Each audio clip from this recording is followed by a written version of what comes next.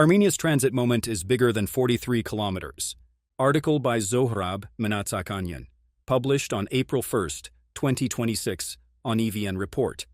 Public debate in Armenia over the proposed TRIPP transit project has been both limited and misdirected. Too much attention has been given to a 43-kilometer section of sovereign territory, and too little to the wider geopolitical and economic shifts that give the project its real significance. This is a mistake. TRIPP is not simply a local infrastructure arrangement. For Armenia, it's a window of opportunity in a much broader sense. It sits within a wider reconfiguration of Eurasian trade routes, as geopolitical tensions and supply chain disruptions force governments and businesses to rethink how goods move between Asia and Europe. At the center of this shift is the so-called Middle Corridor, a trans-Caspian route connecting China to Europe via Central Asia, the South Caucasus, and Turkey.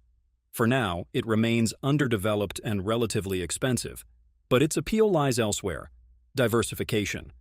In a world where the northern route through Russia is constrained by sanctions and traditional maritime routes via the Suez Canal face persistent security risks, redundancy is fast becoming a strategic asset.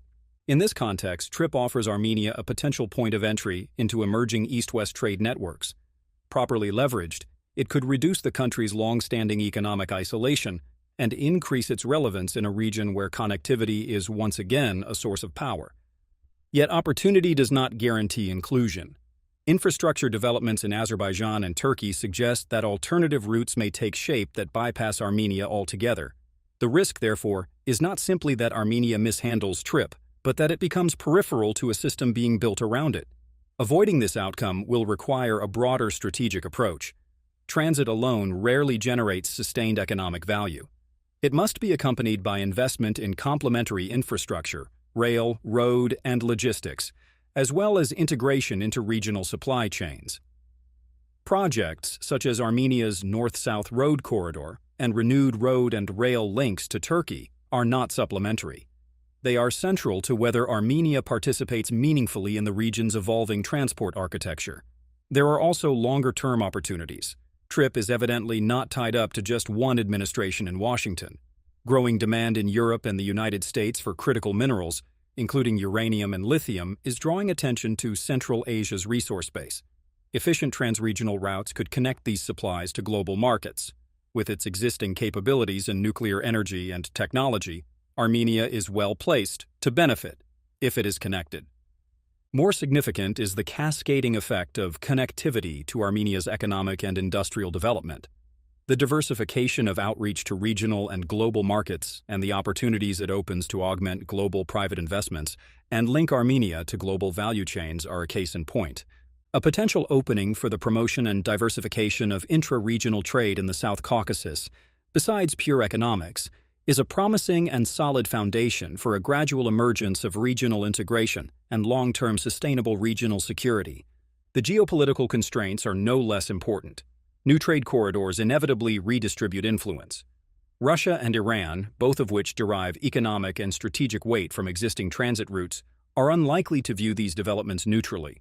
Their responses, whether economic, political, or otherwise, will shape the environment in which TRIPP operates. For Armenia, the question is therefore not whether transit creates risk, but whether it can be turned into leverage. That will depend on policy. A narrow focus on sovereignty, while necessary, is insufficient on its own. What is required is a more integrated strategy, one that aligns infrastructure development with economic policy and foreign policy engagement, and that recognizes the interplay between connectivity and power. Security guarantees, understood in narrow military and political terms and grounded in great power protection, have proven their futility more than once. Security guarantees and protection are interest-based. Great power interests are fluid and shift over time. Such guarantees deliver questionable protection. At best, they secure dependency and ensuing security vulnerability for the protected. Connectivity and diversification, solid integration in regional and global supply and value chains are meant to elevate Armenia's relevance, both regionally and globally. Relevance is a source of consolidated interest of global actors in sustaining sovereignty, regional peace, stability, and predictability, significant foundations for sustainable national security. Strategic equidistance from the three regional powers is a justified policy framework for advancing these objectives. TRIPP, in other words, is not just about movement across territory. It is about positioning within a shifting global system. For a country long defined by its constraints, that makes it a rare strategic moment.